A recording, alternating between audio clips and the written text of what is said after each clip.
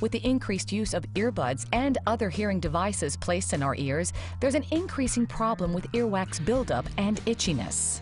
Earwax is shoved further into the ear by hearing devices, requiring more attention paid to cleaning our ears regularly. The most common method is to use cotton swabs, but actually these may be working against you. That's because attempting to clean earwax from one's ears with cotton swabs is like trying to get ice cream from a carton using the rounded end of a baseball bat.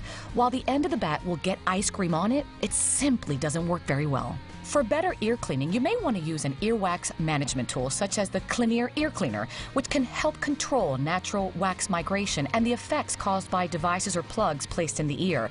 With the ability to remove unwanted earwax from the entrance area to the ear canal, we can have cleaner, healthier, better hearing ears. You can also learn more about proper cleaning by visiting www.clinere.com. The key is to take the time to clean your ears regularly, which will result in better hearing and comfort.